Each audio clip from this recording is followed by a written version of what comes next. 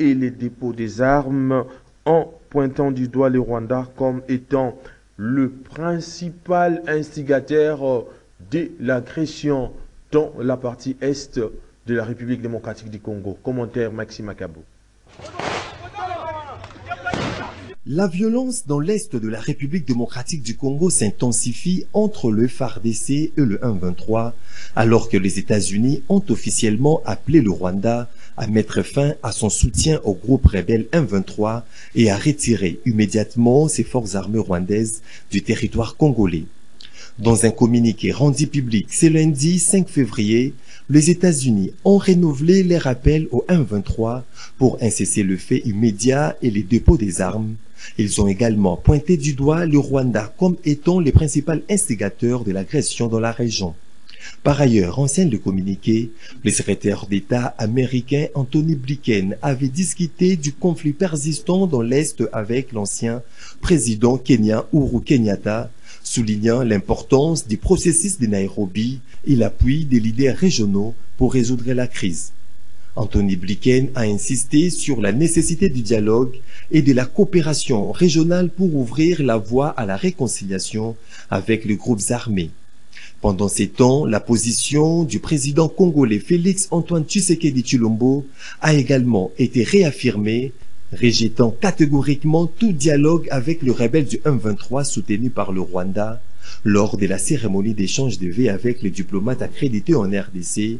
Félix Tshisekedi a souligné le caractère non négociable de la souveraineté et a affirmé que le FARDC resterait engagé jusqu'à l'éradication complète du M23. Sur terrain, de nouveaux combats font rage dans les territoires des Massissi, notamment à Mweso, où l'armée bombarde les positions du M23.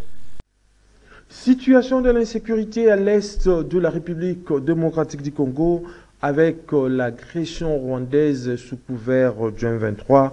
L'acteur politique de l'Union sacrée pour la nation, Fumutoto Basanga, parle des 5 principes pour mettre fin à la situation de l'insécurité qui endeuille la partie est de la République démocratique du Congo. Il est au micro de Junior Bolafa. Je pense que le chef a dit qu'il ne va pas négocier avec l'M23. Fumutoto Basanga de l'Union sacrée parle de 5 principes pour lesquels nous devons à tout prix mettre fin à la guerre qui sévit à l'est de la République démocratique du Congo. C'est vrai que la situation est complexe parce qu'une guerre en polémologie est un conflit international qui oppose naturellement des États. Mais maintenant, il s'agit d'un État qui nous attaque à travers nos propres frères congolais, donc distraits. Qu'est-ce qui va arriver? Nous devons à tout prix mettre fin à cette guerre par 5 principes. Entre nous, tous les Congolais en général, et membres de l'Union sacrée en particulier, partager une seule vision d'État, une seule politique nationale de libération, une administration de proximité et de permanence, la formation, c'est-à-dire l'éducation citoyenne, l'éducation politique, l'amour du Congo, l'amour du Congolais et l'amour de ce que nous voulons devenir demain positivement, fondé sur les régimes de sanctions exemplaires, tant positives que négatives, à l'endroit de ceux qui tentent de dévier le sens de l'intérêt communautaire ou général. Dès que nous avons formé les Congolais à aimer le Congo, et que chacun de nous doit comprendre, la raison d'être congolais, la conscience congolaise, la solidarité, le sens de l'unité, nous avons directement le développement. Donc, nous faisons déjà la guerre au Rwanda parce que le M23 est un envoyé du Rwanda. Nous ne pouvons pas alors déclarer une deuxième guerre contre le Rwanda comme si le M23 n'était pas la présence rwandaise chez nous. Et donc, nous devons arriver à mettre l'homme qu'il faut à la place qui fait défaut. Et puis, dans un autre chapitre, contentieux de résultats de l'élection des députés nationaux du 20 décembre 2023 en République démocratique du Congo, la Cour constitutionnelle a débuté ce lundi 5 février 2024 avec le procès. Parmi les requêtes qui ont été analysées au cours des audiences figurent Jean-Tiningo Bilambaka, Evariste Bocham, Nsingi Pouloulou, Colette Chomba sur les 64 affaires qui ont été traitées au cours de cette audience. Rappelons qu'environ 2000 requêtes ont été réceptionnées par le greffe de la Cour constitutionnelle dans le cadre des contentieux des résultats des législatives. Et puis, ouverture, c'est lundi 5 février 2024 de la session extraordinaire de la 3e législature de l'Assemblée provinciale de la ville-province de Kinshasa. Par la même occasion, le bureau d'âge a été installé à Amos Mbokosso, année le président. Il sera donc assisté de Daniel Ieli et de Edith Kanenou Bahati. Autre précision ou autre détail dans cet élément que nous propose Maxime Akabo et Nancy Ileka. La session extraordinaire à l'Assemblée provinciale de Kinshasa APK de la 3e législature 2024-2029 s'est ouverte ce lundi 5 février à Kinshasa en présence de nouveaux élus provinciaux qui ont pris part, certains pour la première fois, à cette session inaugurale.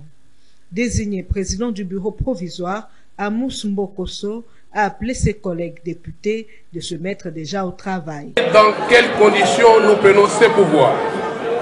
Dans la chaleur. Ce n'est pas un hasard, mais c'est un message adressé à nous, députés, du travail que nous allons abattre dans cet hémicycle. Honorables députés provinciaux de Kinshasa, une législature finie, une législature commence. Ceci répond au principe des cycles de vie. C'est en se mettant en cohérence avec les exigences de ce principe métaphysique que nous nous retrouvions dans ce beau cadre de l'hémicycle de l'Assemblée provinciale de Kinshasa. Souvenez-nous, il y a un mois, nous avons été soumis à une preuve électorale. Notre présence en ce lieu est le résultat de la confiance que les Kinoises et Kinois ont placée en nous. Le bureau d'âge a aussi été installé à l'occasion. Amos Mbokosso Kempai, élu de la commune de Kimbanseke, en est le président, âgé de 68 ans, cadre de l'ACPA, et sera assisté de Daniel Ieli Molangi, élu du MLC Angaliema. Il est âgé de 27 ans, et de Edith Kane Fubayati, élu de l'UDPS Tshisekedi à Limete, âgé de 33 ans. Et c'est dans une ambiance de gaieté que cette première plénière à l'APK s'est clôturée. Au Sud Kivu, l'ouverture de la session extraordinaire de l'Assemblée provinciale de cette nouvelle législature n'a pas eu lieu comme prévu. Ceci suite au sitting des agents de l'administration de cet organe délibérant qui réclame 20 mois de la dotation provinciale et 12 mois de rétrocession. Le point avec Gisèle Olivier Toko. À l'Assemblée provinciale de la nouvelle législature du Sud Kivu, l'ouverture de la session extraordinaire n'a pas eu lieu ce lundi 5 février comme prévu, alors que la plénière était convoquée par le président sortant, Zachary Loamira. Pour cause, les agents de l'administration de cet organe délibérant réclamant 32 mois de leurs arriérés de salaire, à savoir 20 mois de dotation provinciale et 12 mois de rétrocession, ont assiégé la salle de plénière depuis quelques jours où ils y passent la nuit accompagnés de leurs épouses et enfants. Bon appétit.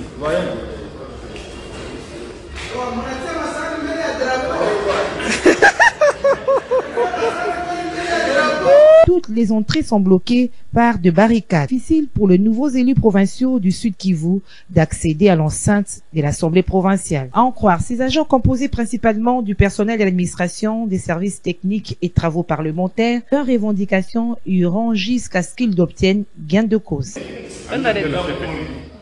Ouverture, c'est mardi 6 février 2024 de la session extraordinaire des conseillers communaux dépendants et missions. Quel est le rôle d'un conseiller communal, municipal plutôt? Élément de réponse dans ces commentaires signés Nadine Tchouchigombo. Ils sont élus pour un mandat de 5 ans avec comme mission à leur tour élire les conseillers urbains et les bourgmestres. Le rôle du conseiller communal est de délibérer sur les questions d'intérêt communaux. Il s'agit notamment des problèmes d'hygiène publique, l'éclairage public, l'entretien des routes dans leurs communes respectives. C'est ce mardi 6 février 2024 que s'ouvre la session extraordinaire des conseils communaux avec des conseillers nouvellement élus dans les chefs-lieux de 26 provinces. Une première depuis l'avènement de la Troisième République. Déjà, le VPM de l'Intérieur, se référant à l'article 16 de la loi organique portant composition, organisation et fonctionnement des entités territoriales décentralisées, a demandé au gouverneur d'instruire les chefs de bureau de chaque commune de présider la séance d'ouverture du conseil communal, organe délibérant de la municipalité. Dans une déclaration politique rendue publique le samedi 3 février 2024, le membre de la conférence de présidents du regroupement politique Action pour l'unité nationale ont salué l'installation de l'honorable A.G. Matembo Toto, questeur du brodage de l'Assemblée nationale, et cette formation politique a ensuite pris acte de la démission de l'honorable Kitwa Ida et son parti politique direct et tire toutes les conséquences des droits qui s'imposent. Suivez plutôt l'honorable Jean-Jacques Kampunga dans cet extrait choisi pour vous par Nadine Tchouchigombo. Réunis en session extraordinaire le samedi 3 février 2024, les membres de la conférence des présidents de l'Action pour l'unité nationale AUN, notamment les hauts cadres Willy Michiki, Pierre Kangoudia, Eva Mwakassa, Laurent Batoumona, ont, entre autres, retiré leurs félicitations au chef de l'État, Félix Tshisekedi, pour sa brillante réélection à l'élection présidentielle de 2023 et lui promettent leur soutien indéfectible pour la réussite de son deuxième quinquennat.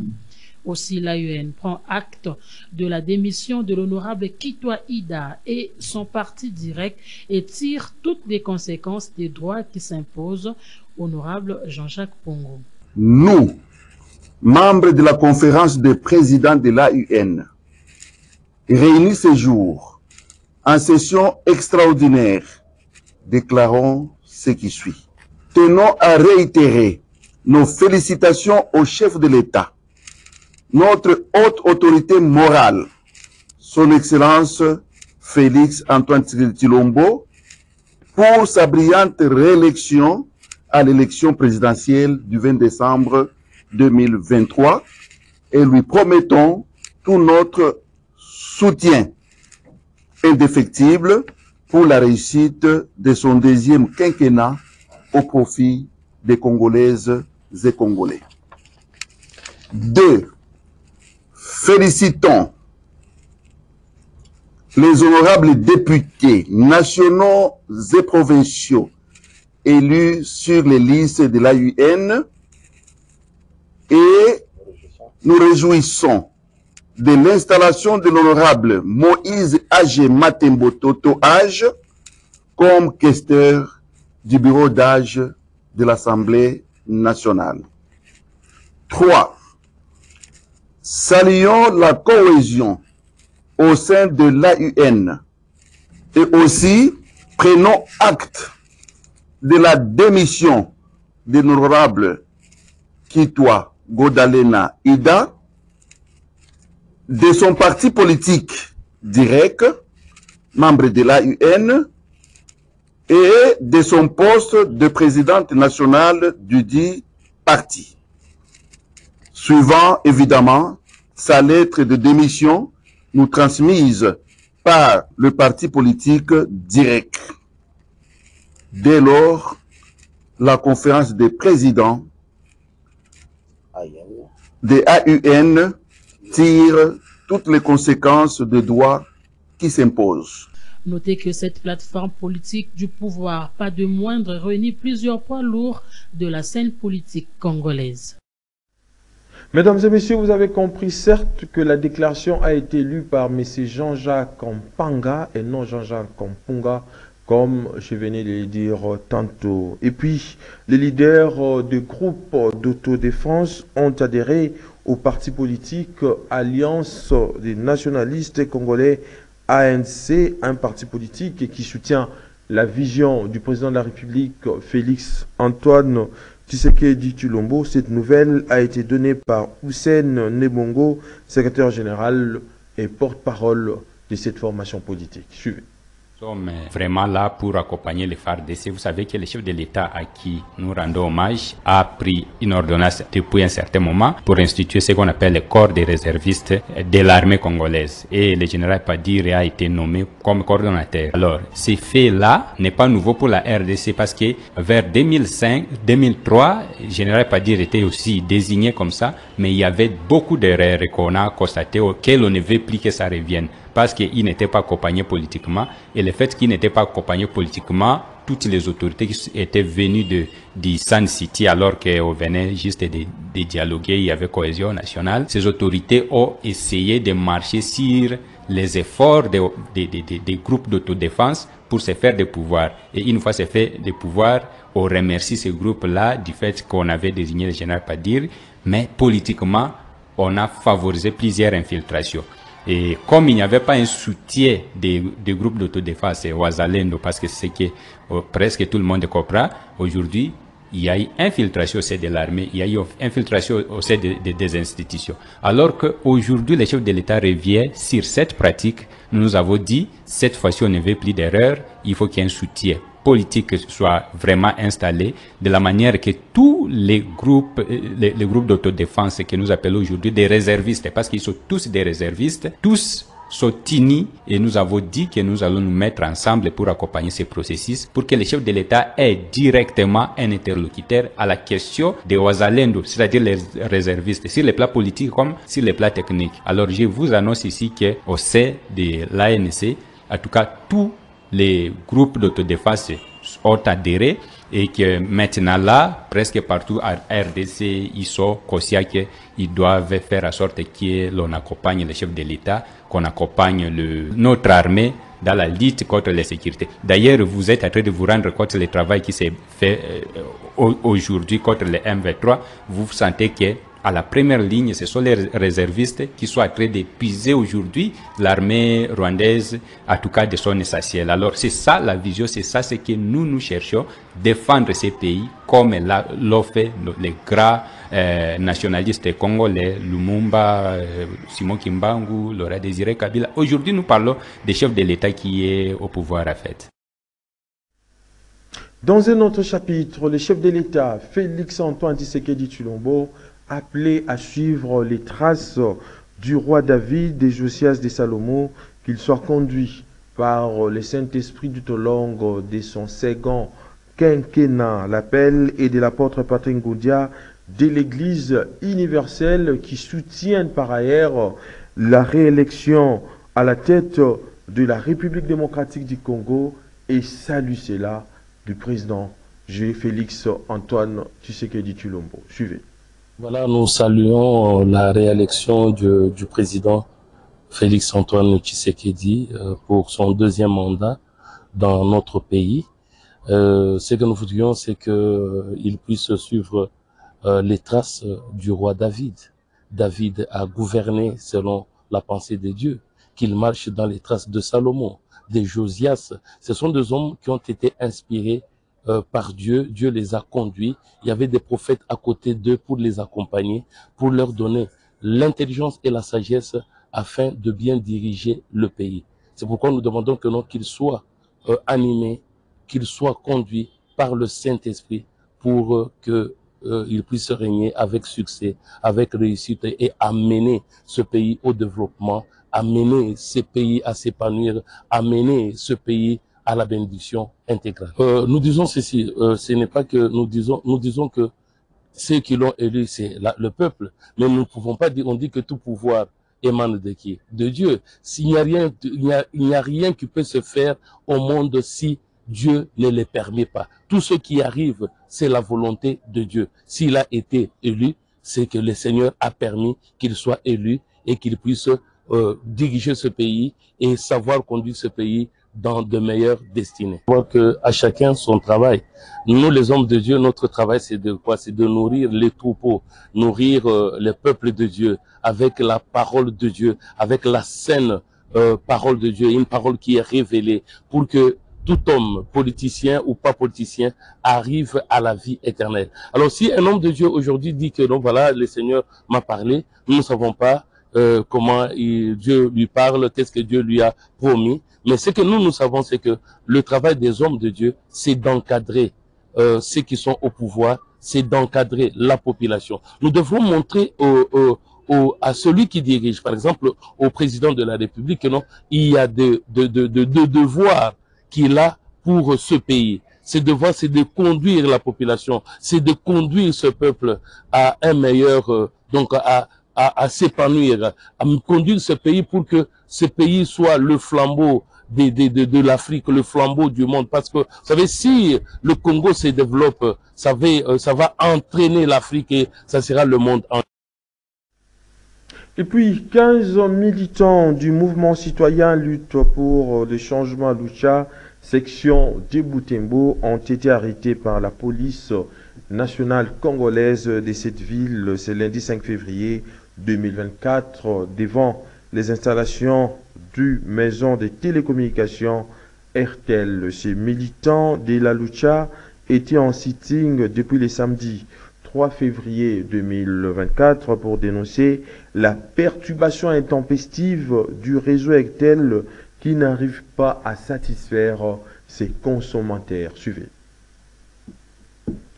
La Lucha réclame la meilleure qualité de service parce qu'il y a un moment, la maison RTL, cette maison de télécommunications, escroque les gens à travers leurs services de mauvaise qualité. C'est comme par exemple dans leur système de RTL Mali. Aujourd'hui, si vous voulez déposer de l'argent, si vous voulez envoyer de l'argent, on vous demande le frais de dépôt. Alors que quand vous allez encore retirer, on va vous demander l'argent de RTL. Il y a les gens achètent des SMS, des médias, des unités, et ça arrive parfois que ça expire au moment où les gens n'ont pas communiqué parce qu'il y avait pas la connexion. Il y a aussi cette manière dont semble faciliter à cette kidnappeur. Parce que souvent, lorsqu'on kidnappe, les kidnappeurs ont toujours demandé qu'on puisse avoir l'argent sur tellement comme on va faire ça. Et avec toutes ces régularités, nous avons dit que c'était urgent une fois encore de demander à cette maison de fournir à l'aide. Parce qu'au-delà de revendiquer, nous pensons que c'est aussi pour leur intérêt dans le sens où s'ils amélioreraient leur service, ils auront beaucoup de clients et lorsqu'ils auront beaucoup de clients, il y aura aussi des recettes qui vont augmenter. Et nous sommes toujours étonnés lorsque nous les disons de nous donner des services de meilleure qualité et nous prennent comme si nous étions leurs ennemis. Et pourtant, nous sommes leurs clients, leurs consommateurs. Donc, c'est de notre droit de demander qu'on nous fournisse des services de meilleure qualité. Le message qui est pour cette maison de télécommunications est de respecter les droits des consommateurs et de savoir qu'ils ne peuvent pas exister sans leurs clients. Donc, s'ils réfléchissaient de cette manière, ils devraient quand même s'amender eux-mêmes et améliorer leur service. En religion, pour terminer, l'église Cité des Repos de la prophétesse Mami Lumbu Poba a clôturé les dimanches sa 4e édition de la montagne des Zéros. La prédication du jour était donc axée sur les livres d'Ésaïe, chapitre 25, verset 6, c'était au terrain allemand dans la commune de Bandalungwa. Gisèle Olivier Toko était donc là pour les comptes des canaux Congo Télévision et Radio Liberté Kinshasa. Suivez.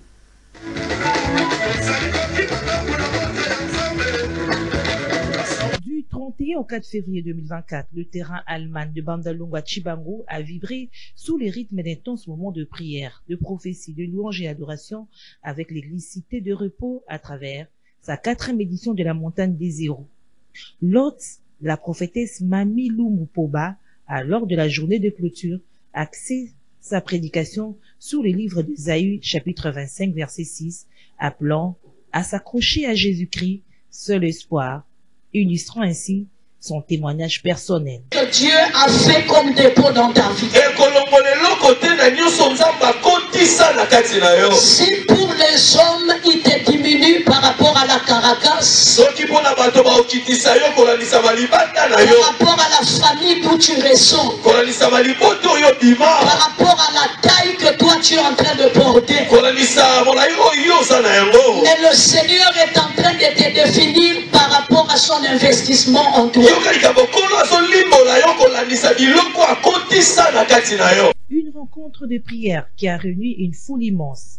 Présent, le père spirituel de la prophétesse Mami Lumbu, pasteur Élisée Bananga, s'est exprimé en ces termes. J'aimerais dire au peuple de Dieu, comme la prophétesse vient d'enseigner ici, nous devons garder notre confiance en Jésus-Christ, parce que c'est à lui que nous allons amasser tout. C'est lui qui est la source de toutes choses. Nous, voilà pourquoi il vient de nous présenter Jésus, que nous tous nous devons porter notre confiance à lui. Le pasteur Chaco également était présent. J'ai aimé lorsque maman parle sur les montagnes, les montagnes de héros. En tout cas, nous sommes vraiment bénis. Moi, j'ai commencé avec eux à l'église. J'ai bénéficié encore de cette clôture parce qu'elle nous a amenés dans cette dimension. Il a parlé sur son histoire. Vous savez, j'ai envie de pleurer quand il parlait de tout ce qui a passé avec son mari. Et je dis, il faut toujours avoir la patience, il faut croire toujours à la promesse de Dieu. Car la Bible a dit, cette promesse-là s'accomplira certainement. J'ai béni Dieu et lorsqu'il a prophétisé sur moi, en tout cas, je suis étonné. Mon église, ça fait déjà 2 ans et fille la grandeur. Il m'a dit que vous allez, on va vous chasser, on va vous classer. Tout ce qu'il a dit là, je ne sais pas. On a raconté à maman ou bien c'était comment. J'ai compris que Dieu parle. J'ai béni dans cette clôture. C'était notre souhait de vivre cette atmosphère-là. C'est à travers cette ambiance de louange et adoration qu'est s'est clôturée cette 4e édition de la Montagne des Héros. Chaque participant en est sorti béni. Fin de cette grande édition du journal sur Canal Congo Télévision, coordonnée par Gisèle Olivier Toko, réalisée par Dieu Merci Kifoua. La prise de vie a été assurée par Olivier Longango à Lernan, ainsi qu'au concours rédactionnel de Canal Congo Télévision. Je vous dis donc merci de l'avoir suivi avec le même plaisir et les mêmes désirs. Mais d'ici là, portez-vous bien et bonne suite des programmes sur Canal Congo Télévision. Les prochains rendez-vous et donc